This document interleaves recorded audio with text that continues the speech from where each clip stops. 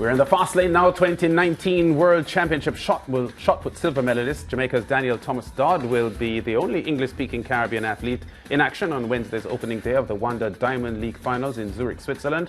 Wednesday's first of 2 days will be held inside the city's centre, with the remaining event scheduled for the familiar Letzengrund Stadium on Thursday. Organisers have announced that the field events finals will revert to the traditional format, where the best performances across the 6 rounds will win, instead of the final round face-off, which was trialled earlier this series. Leighton Levy, senior writer at SportsMax.tv and our resident track and field analyst, joins us now. Leighton, this first of all must be good news for the field events athletes who had to endure the very unpopular final round face-off. Do you feel this is almost an admission that it hasn't worked? Of course it is. It was absolute rubbish. We've seen it a couple of times this season, where athletes with the best performance across the first 5 rounds end up losing. It makes absolutely no sense. And I think it's eventually, common sense would have to prevail somewhere along the way. And it's glad to see that they're using it now in the finals of the Diamond League. Yeah, the track and field season climaxing with this Diamond League event, Leighton, a season that has been a tremendous roller coaster season in a way, because earlier on this year, no one knew for sure if the Tokyo Olympics would have actually happened. We saw it, and saw it in all its glory as well, some fabulous performances, and since then, outstanding performances on the Diamond League circuit. How excited are you about Zurich coming up this week?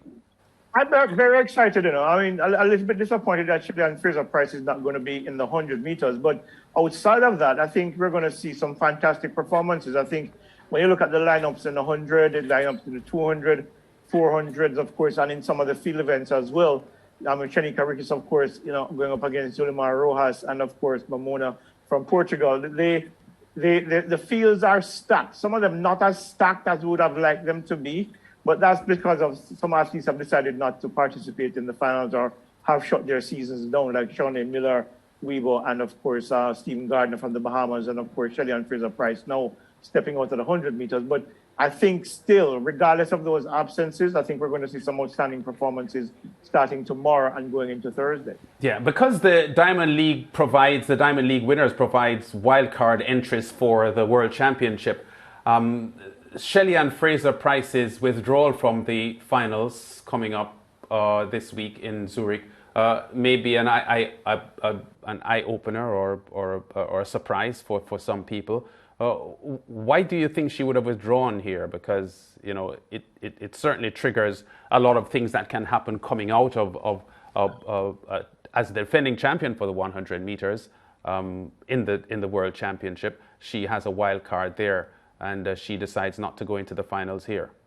Well, I've been thinking about it all day, and based on the outreach that I made and some of the reaction that I got to that outreach. Yes. It is being claimed that she had not planned to take part in the Diamond League final, which to me is a little bit stunning, because then you campaign, you end up with, I think, joint points in the 100 meters going into the Diamond League final and then deciding not to enter. I can only come up with a couple of ideas. One is that perhaps she wants to end her season on a high, given that 10-8-1 victory in Poland, and of course thinking about next season. She's 34. It's been a long and tough season for her, traveling across the continents, and her people are saying that she may have one more race in her before she returns home, or may not have that one race before. I think she's still to decide on that. So it's a bit surprising from that perspective. Another thing I think is that probably in the 100 meters, where she would be likely lining up against Elaine Thompson-Herah, who has a 9-3 record against her right now, that the likelihood of a victory, notwithstanding the 10.6 that she ran to beat Elaine recently, it's a situation where she figures that it wasn't going to happen, or it's not likely to happen. So, let's just pack her bags and go home and get some rest and start preparing for next season. She did intimate in a recent interview that she's looking forward to actually extending her career to 2024. So maybe this part of the plan of cutting her season short and getting some rest and recovery early so that she can start a very strong campaign again next year. But on the face of it, it's kind of inexplicable as to why she would withdraw from what potentially is a money earner for her, given that the winners get to $30,000 US. Not that much money in the context of what she earns generally from her contracts, but certainly it's a nice. I mean, I wouldn't walk away from $30,000, and the fact that I'd be able to win a 5th Diamond League title as well. Definitely, Leighton, and some really plausible reasons based on what you've been thinking about all day. However, we'll be, listening closely to find out if she ends her season or she takes part in one more race.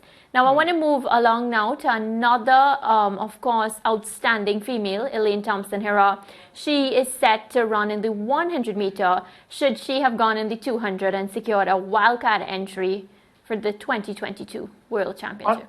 On the face of it, maybe she should have, but I think she and her coach and her management are thinking longer term. Huh? Yeah. That Achilles injury has not gone. It's been managed, and I think the decision for her not to do the 200 is part of that management process. It's better to run in straight lines than to run on a curve and risk a possible injury that might take the entire off season for her to then get it back under control. Running 100 meters puts her at less risk. And I think that's probably the key factor behind the decision. Given that it's been a long season, she's obviously tired. So going 100, that has now been significantly weakened without the likes of a Shelley-Ann Fraser-Pryce or Shericka Jackson in it. Running the 200 probably puts that Achilles at risk, and it's not a risk that they're willing to take. Right, and where Jamaican athletes are concerned, setting records in Zurich is something very common. We had Blake, we had Merlinotti, of course, Usain Bolt. Do you see Elaine Thompson, going for another record there, or is it that she's just going to compete? It's hard to say. She claims she's not chasing the record per se, but given the form that she's been in all season, especially since the Olympics, 10:61, 10:54, 10:64, 10:71, you would think that she probably would want to end the season on a bang and run a really fast time here. But I'm not quite sure where her physical state is. I mean, remember, she did pull out of a couple of meets just to be able to get some rest to prepare for these finals. So maybe she's beginning to feel the strain of the season now and thinking, I just need to go through the motions here and win. And of course, the diamond is her, because I don't think there's anybody that feels is going to be able to beat her. The thing is, will she decide to go all out or just do enough to win? I'm leaning on the side of she'll probably just do enough to win, given that, it's at the end of the season, she's probably tired and she probably wouldn't want to risk anything, other than just getting a win and walking away with $30,000 and, of course, a wild card into the 100 meters at the World Championship next year.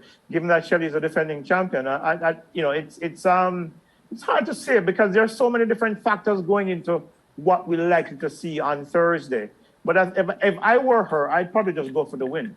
Yeah, and Leighton, maybe you can just explain to us the importance of these Jamaican athletes, winning their events and earning these wildcard entries, especially in the hurdles, the sprint hurdles. Well, for the World Championships, the defending champion is the person who gets into the finals, and of course who gets that wild card. Of course, Omar McLeod relinquished his title in 2019 to Grant Holloway. So Jamaica currently does not have a wild card option into the World Championships in that event. However, if Hansa Parchment wins, he gets, or Ronald Levy for that matter, wins and gets a wild card. Jamaica still has an opportunity to get 4 guys into that final, or into that event at the World Championship next year. Because if Hansa Parchment wins or Ronald Levy wins, then 3 athletes from our national championships will still be able to get in based on the top 3 finishes for the World Championships. So we likely have 4 people in if we win this event on Thursday. There was also the issue, just going back to that 100, that if Elaine Thompson wins on Thursday, she would be a second wild card qualifier for the Jamaica team next year, because Shelley-Ann Fraser already is, based on her World Championship win. What sort of landscape does that serve up? Well, it's going to come down to the J3 deciding that perhaps most likely the defending champion is going to be the person who gets that entry into the World Championships. It means that Elaine will most likely have to run at the national championships. But I don't think that will be a problem for her, because I think based on what we've seen of how they've been managing her for the last season, maybe running at the national championships is what she needs to get sharp to get into the World Championships. I don't think it's a big issue in terms of getting in. I think it's more ensuring that Elaine gets to the World Championships healthy and carrying over some of this incredible form that we saw from her this season. Because if that's the case, well, it's going to be very, very, very interesting in Oregon next year, given Shelly-Ann Fraser-Pryce, Elaine, and most likely perhaps Shericka Jackson, who might be doing the 1 and the 4 at the World Championships next year, or the one on the 200. Sorry, if she gets a wild card and winning the 200 on Thursday. So there are many possibilities for Jamaican athletes, and I think they're ripe for the picking. But they have to bring, everything is good on paper, but they have to bring the performances on Thursday. Yeah. Okay, Leighton, always good talking to you on the SportsMax Zone. We'll be in touch. All right, guys, take it easy. Back with more on the zone after this.